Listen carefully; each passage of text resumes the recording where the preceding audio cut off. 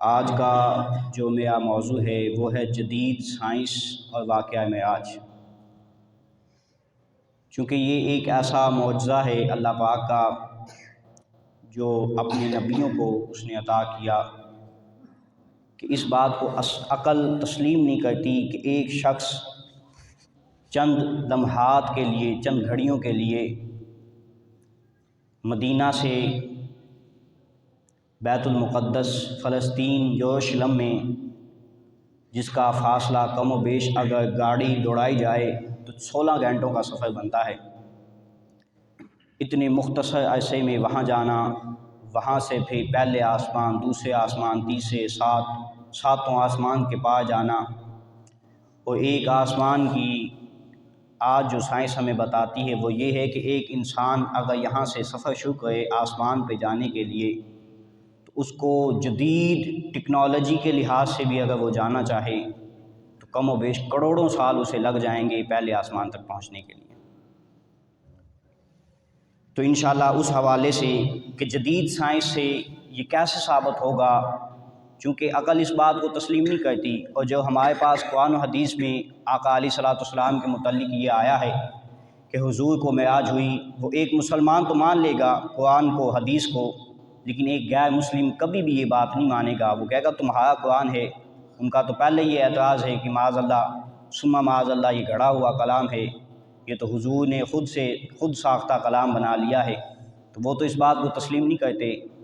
اور ایک عقلی طور پہ بھی دیکھا جائے تو یہ عقل اس بات کو تسلیم کر ہی نہیں سکتی کہ ایک انسان بغیر کسی چیز کے وہ کیسے ہوا میں اڑ سکتا ہے، پھر اڑتا بھی ہے، سفر بھی کرتا ہے، ساتوں آسمان، آکسیجن بھی نہیں، اور کیسے وہ اتنا لمبا سفر کر لیتا ہے پھر واپس بھی آ جاتا ہے۔ اس بات کو عقل تسلیم نہیں کرتی۔ لیکن آج چونکہ سائنس نے ترقی کی اور سائنس بھی اللہ کے کلام کے سامنے اپنے گھٹنے ٹیکنے پر مجبور ہو چکی ہے۔ اللہ تعالیٰ نے قرآن مجید برہان رشید میں کم و بیش 1000 آیات اس بات پر بیان فرمائی ہیں کہ انشاءاللہ آنے والے وقت میں سائنس بھی اس بات کو مان جائے گی کہ اللہ کا کلام بھی سچا ہے، اللہ کے محبوب بھی سچے ہیں۔ ان آیات میں سے ایک آیت آج کے موضوع کے حوالے سے میں آپ کے سامنے رکھ رہا ہوں۔ خالق کائنات قرآن مجید فرقان حمید میں سورۃ الشعراء کی آیت نمبر یہ 52 ہے۔ خالق کائنات لم یزل ارشاد فرماتا ہے سنریہم آیاتنا فی الآفاق، کہ ان قریب ایک وقت آئے گا کہ لوگ دیکھیں گے کہ اس کائنات میں ہم کیسے اپنی نشانیوں کو ظاہر کرتے ہیں۔ ان قریب انسان دیکھے گا کہ کائنات میں ہماری نشانیاں کیسے رونما ہوتی ہیں۔ وفی انفسہم، اور اس کی اپنی ذات کے حوالے سے بھی وہ دیکھے گا کہ کیسی کیسی چیزیں اس کے سامنے آتی ہیں۔ حتیٰ یتبین لہم انہ الحق، اور پھر وہ اس بات کو ماننے پر مجبور ہو جائے گا کہ جو کچھ اللہ نے کلام میں بیان کر دیا ہے وہ برحق ہے۔ اللہ تعالیٰ نے بارہا مرتبہ یہ اعلان کیا کہ تمہیں شک ہے اس کلام کے بارے میں، قرآن مجید کے بارے میں، تو لاؤ ایک ایسی صورت ہی لے آؤ۔ قیامت تک کے لیے چیلنج ہوا، نہ لا سکے۔ اللہ نے فرمایا پھر اس جیسی ایک آیت ہی لے آؤ، نہ لا سکے، قیامت تک نہ لا سکیں گے۔ اور آج الحمدللہ وہ وقت تھا کفار مکہ نے، یہود مدینہ نے محبوب علیہ الصلوۃ والسلام کی ان قرآن کو جھٹلایا، لیکن آج ورلڈ جو مذہبی ایک تنظیم تھی، سرچ سینٹر تھا جو ان کا، انہوں نے یہ بات ثابت کر دی ہے یورپین کنٹری میں کہ آج مسلمان تیزی سے، جو یہود، نصرانی، ہندو، سکھ جو تیزی سے کلمہ پڑھ رہے ہیں وہ فقط قرآن مجید کی دولت سے پڑھ رہے ہیں۔ قرآن کی تعلیمات کو جب وہ سمجھتے ہیں، سیکھتے ہیں، تو وہ دھڑا دھڑ مسلمان ہوتے چلے جا رہے ہیں۔ اب یہ آیت کہ سنریہم آیاتنا فی الآفاق، ان قریب کائنات کے اندر تم چیزیں دیکھو گے۔ دیکھیں پہلے انسان کو کچھ پتہ نہ تھا، اور میں یہ چیز بھی آپ کے سامنے رکھ دوں کہ معجزہ کا جو لفظ ہوتا ہے اس کا مطلب یہ ہوتا ہے کہ جس بات کو عقل تسلیم نہ کرے اس کو معجزہ کہتے ہیں۔ یہ ڈیفینیشن ہے معجزے کی۔ معجزہ اس کو کہتے ہیں کہ جس کو عقل تسلیم نہ کرے اس کو معجزہ کہتے ہیں۔ لوگ یہ کہتے ہیں کہ نبی کو یہ معجزہ دیا، یہ دیا۔ میرا ایمان ہے اللہ نے کسی نبی کو معجزہ نہیں بلکہ ہر نبی کو اللہ نے معجزہ بنا کے بھیجا ہے۔ دیکھیں ایک وقت تھا، میں بالکل سادہ گفتگو کروں گا شاید آپ کو سمجھ آ جائے، کہ ایک وقت تھا حضرت موسیٰ علی نبینا و علیہ الصلاۃ والسلام کا۔ اس وقت کی ریالٹی جو تھی وہ یہ تھی کہ اس وقت میں جادو کا بڑا بول بالا تھا۔ جادو سے لوگ کچھ بھی کرتے تھے، شعبدے بازیاں دکھاتے تھے۔ انبیاء کی جو ذات ہے، اس کا جو ماڈل ہے، اس کو تیار ہی اس انداز میں کیا ہے کہ ہر لحاظ سے ہر پلیٹ فارم پہ وہ پرفیکٹ ثابت ہوتے ہیں، کہیں وہ خطا ہو ہی نہیں سکتی، اس لیے تو انبیاء کو معصوم کہا جاتا ہے۔ حضرت موسیٰ علیہ نبینا و علیہ الصلاۃ والسلام کے زمانے میں اب چونکہ وقت تھا جادو کا، اب کیا ہوا کہ جب حضرت موسیٰ علیہ نبینا و علیہ الصلاۃ والسلام نے اعلان نبوت کیا اور وہ تمام تر واقعات جو ہوئے، اب وقت کا جو بادشاہ تھا اس نے کہا ہم اس بات کو قبول نہیں کرتے کہ ایک شخص آ کے کہا کہ خدا ایک ہے، اس کی عبادت کو، یہ ہے وہ ہے، ہم تو اس بات کو نہیں مانتے، اگر تم میں ہمت ہے تو آؤ ہمارے ساتھ مقابلہ کر دو۔ اب کیا ہوا، وہاں بادشاہ نے اس علاقے کے جتنے بھی جادوگر تھے ان کو بلایا اور کہنے لگے کہ تم کیا کر سکتے ہو کہ ہم نے اس ایک شخص کو اب مارنا ہے، صفحہ ہستی سے مٹانا ہے، تم کیا کر سکتے ہو؟ انہوں نے کہا ہمارے پاس رسیاں ہیں، پھینکیں گے سانپ بن جائیں گے، اس کو نوچ کھائیں گے۔ بادشاہ کے حکم جاری ہوا، تمام تر جو وہ جادوگر تھے رسیاں پھینکی، وہ سانپ بن گئے۔ اب میں نے پہلے کہا کہ نبی خود ایک معجزہ ہوتا ہے، پھر اس کو اللہ ایک اسپیشل طور پہ معجزہ دے دے، یہ اور بڑی بات ہو جاتی ہے۔ اللہ تعالیٰ کی طرف سے حکم آیا کہ اے موسیٰ گھبرا نہ، جو عصا ہم نے تمہیں دیا ہے۔ اب یہ دیکھیں اللہ کی ترتیب تھی کہ اللہ نے ازل سے ہی حضرت موسیٰ علیہ الصلاۃ والسلام کے پاس ایک عصا تھا۔ عادت تھی حضرت موسیٰ علیہ الصلاۃ والسلام کی کہ آپ نے جوانی، حالانکہ ہمارا یہ ہوتا ہے کہ عصا جو ہے وہ بزرگ ہستیاں پکڑتی ہیں، لیکن اللہ نے چونکہ ماڈل ان کا اس طرح تیار کیا تھا انبیاء کا کہ حضرت موسیٰ علیہ الصلاۃ والسلام وہ عصا جو تھا، لاٹھی تھی، وہ اپنے بچپن سے ہی اپنے ساتھ رکھتے تھے۔ اللہ کا حکم ہوا، اللہ کے حکم سے آپ نے وہ عصا پھینکا، اژدہا بن گیا، تمام تر سانپوں کو نگل گیا۔ اب یہاں ایک سوال ہوتا ہے کہ یہ اللہ نے جو پرفارم تھا حضرت موسیٰ سے کیوں لیا؟ اللہ کی ذات تو وہ تھی کہ کن فرماتا تو سب کچھ ہو جاتا، اور وہ نبی کہ جس کے کہنے پر اللہ وہ لب کشائی کرے تو کائنات کو الٹ پلٹ کر دے۔ لاکھوں سانپ جب موجود تھے تو حضرت موسیٰ علیہ الصلاۃ والسلام یہ بھی تو کہہ سکتے تھے کہ میں دعا مانگتا ہوں سانپ غائب ہو جائیں گے، میں پھونک مارتا ہوں سانپ غائب ہو جائیں گے، میں اشارہ کر دوں سانپ غائب ہو جائیں گے، لیکن ایسا کچھ نہیں ہوا، کیونکہ اس وقت کی جو ریالٹی تھی، جو دکھانا تھا قوم کو، جو وہ دکھانا چاہتے تھے کہ دیکھو ہمارے پاس جادو ہے، ہم رسیوں سے سانپ بنا دیتے ہیں، اللہ نے بالکل وہی چیز اٹھا کے ان کے سامنے رکھ دی، کہا کہ دیکھو اگر تم یہ چیز جو تمہیں اللہ نے عطا کی ہے کہ تم رسیوں سے سانپ بنا دیتے ہو، تو اللہ نے جس نبی کو بھیجا ہے اللہ نے اس کو معجزہ یہ دیا ہے کہ وہ عصا پھینکے تمہارے کروڑوں سانپوں کو وہ نگل جائے گا۔ یہ معجزہ تھا اور یہ ریالٹی تھی۔ اسی طرح حضرت داؤد علیہ الصلاۃ والسلام لوہے کا بڑا وہ کہ دھاتے بناتے تھے، بڑا وہ قسم کا المختصر، چلتے چلتے تمام انبیاء علیہ الصلاۃ والسلام کے زمانے میں یہ چیزیں آتی ہیں۔ بائی آئی ہمارے آقا و مولا حضرت محمد مصطفیٰ صلی اللہ تعالی علیہ وسلم کی۔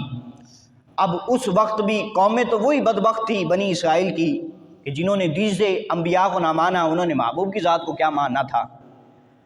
اب وقت کے لحاظ سے جدت آئی، ٹیکنالوجی میں مزید اضافہ ہو گیا، چلتے چلتے وقت آ گیا، ہمارے آقا صلی اللہ تعالی علیہ وسلم کی ولادت ہوئی، اور اس وقت یہ تھا کہ اس ٹائم جو تھا وہ یہ چیز دیکھی جاتی تھی کہ کس کے پاس پاور زیادہ ہے، بولنے کا کلام کس کے پاس زیادہ ہے، فصیح کلام کون کرتا ہے، معنی زیادہ ہو الفاظ کم ہو، یہ مہارت کس کو حاصل ہے۔ اب وقت یہ ایسا تھا، ٹیکنالوجی آئی، جدت آ گئی، بارہا مرتبہ اس قوم نے مطالبہ کیا۔ اب دیکھیں میں ایک چیز یہاں یہ بھی بتانا چاہتا ہوں کہ ایک چیز وہ تھی کہ महबूब अलैहिस्सलाम के सामने पूरी कायनात थी, आलम कुफर खड़ा हुआ था। एक शख्स अकेला पैदा होता है, वो एक तहरीक बनाता है, उठता है, एक निज़ाम तैयार करता है, स्टेज कायम होती है, चलते चलते चलते वो फिर इतनी वसी हो जाती है। ये भी अल्लाह पाक का एक मौजज़ा है। आप देखें कि दुनिया में आज तक कोई एक इंसान इतनी मेहनत करे और कामयाब नहीं हो सकता कि जितना मोहम्मद मुस्तफ़ा ने कम अरसे में मेहनत की है, अल्लाह ने फल बेहतरीन अता फरमा दिया है। हुआ अल्लाह ने कलाम कुरान मजीद को नाजिल किया। अब ये कुरान अल्लाह का मौजज़ा है। अब मौजज़ा किस अंदाज में? ये कुरान क़यामत तक के लिए हमारे लिए मौजज़ा। वो कैसे? कि देखिए ज़माना बदलता जाएगा, टेक्नोलॉजी में इजाफ़ा होता चला जाएगा। मेरा मौजू चूँकि आज जदीद साइंस है और मेरा जो नबी सल्लल्लाहु ताला अलैहि वसल्लम है। वक्त ऐसा था कि जब साइंस का ज़हूर हुआ, इंसान पैदा हुआ, उसे पता नहीं था आग क्या होती है, पानी क्या होता है, मिट्टी क्या है, पत्थर क्या है, सूरज कैसे होता है, चाँद कैसे निकलता है, ग्रूब कैसे होता है, ये कुछ भी नहीं पता था। वक्त गुज़रता गया, टेक्नोलॉजी ने महारत हासिल की, जिद्दत आ गई ज़माने में, लोगों को आहिस्ता आहिस्ता पता चलता चला गया।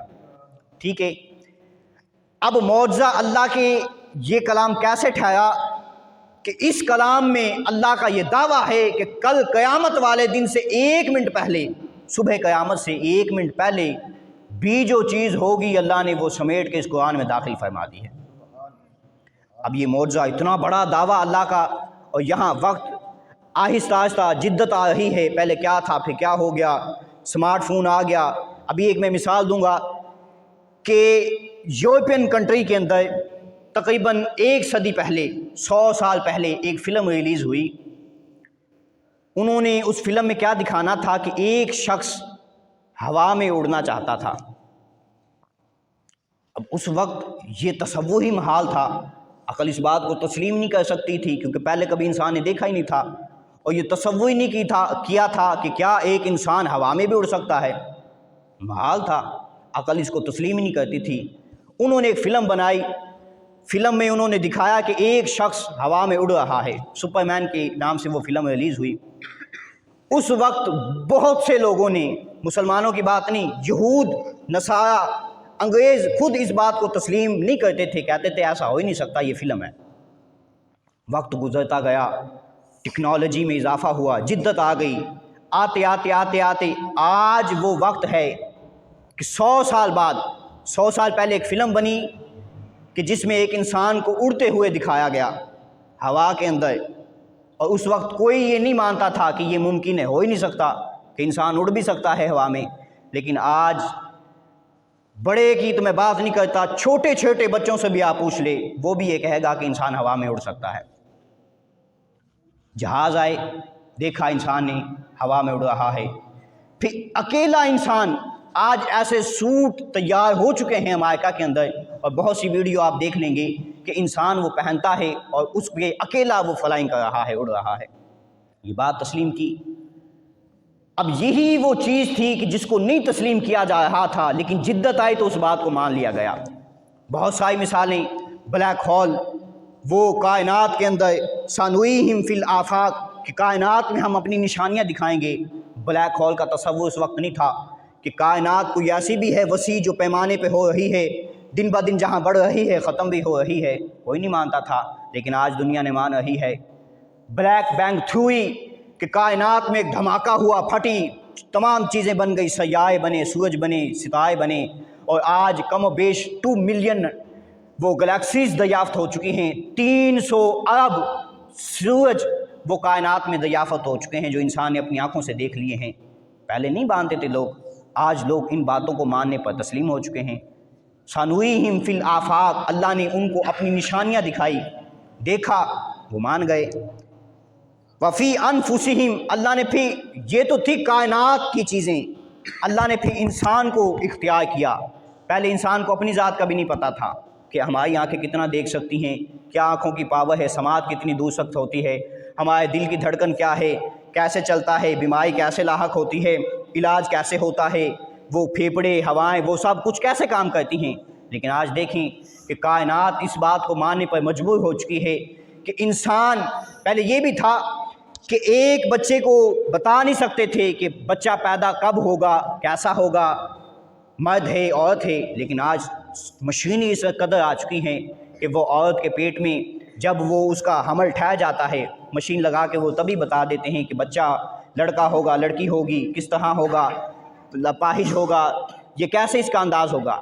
یہ وہ چیزیں تھیں کہ جو پہلے تصور میں محال تھی، انسان سوچ بھی نہیں سکتا تھا، یقین ہی نہیں تھا، لیکن آج سائنس ان کو مان رہی ہے، تمام لوگ مان رہے ہیں۔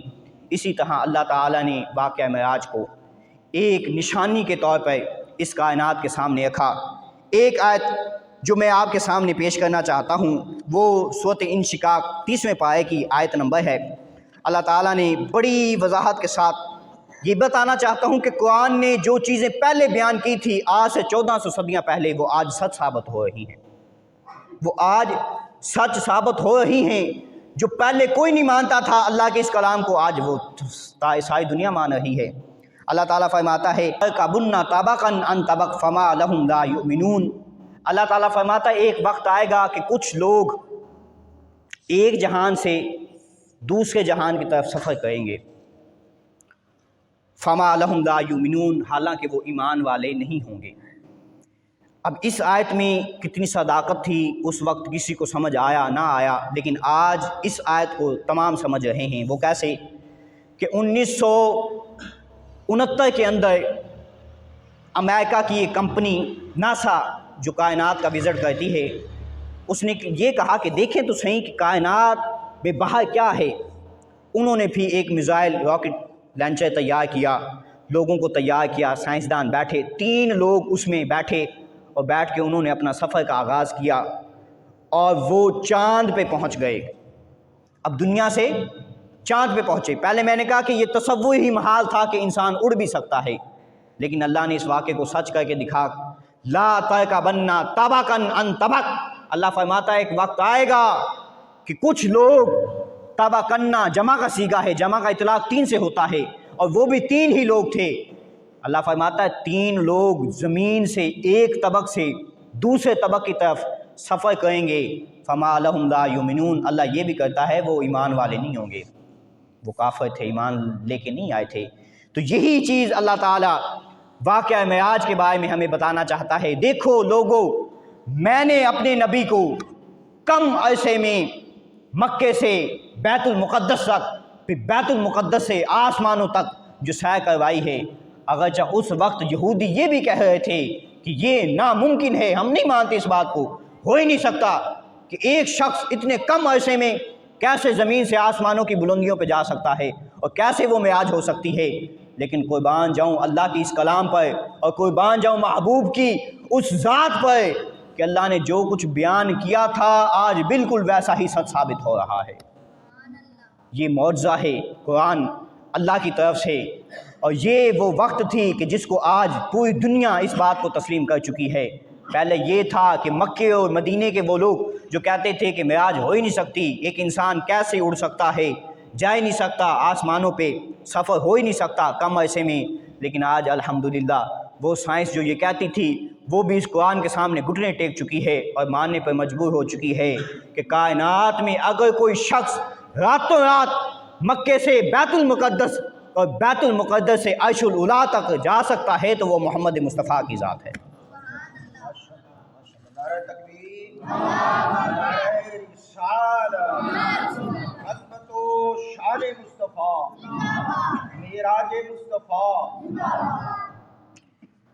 یہ تھا ان لوگوں کے لیے کہ جو اس چیز کا انکار کرتے تھے کہ کچھ چیزیں جو اللہ بیان کر رہا ہے ہو ہی نہیں سکتی۔ ابھی تو یہ قرآن قیامت تک کے لیے آپ دیکھیں گی نہ جانے کیسی کیسی چیز جو اللہ بیان کر رہا ہے وہ ہوں گی۔ اب دوسری طرف اہل ذوق جن کا ایمان ہے کہ قرآن بھی برحق ہے، محبوب کا فرمان بھی برحق ہے، ان کے لیے بھی میں الحمدللہ ایک تحفہ دے دیتا ہوں۔ صحیح مسلم کے اندر 247 اور 448 حدیث نمبر ہے۔ ایک صحابی آقا علیہ الصلوۃ والسلام کی بارگاہ میں حاضر ہوئے، پوچھا یا رسول اللہ صلی اللہ علیہ وسلم حل رأیتک ربک، یا رسول اللہ کیا آپ نے اپنے رب کو دیکھا؟ کیا آپ نے اپنے رب کو دیکھا؟ عقیدہ دیکھیں صحابی کا کہ قیامت تک ان منکرین کو بھی یہی جواب کافی تھا کہ کیا آپ نے اپنے رب کو دیکھا؟ حضور مسکرائے، کہا کہ ھذا ربی نور۔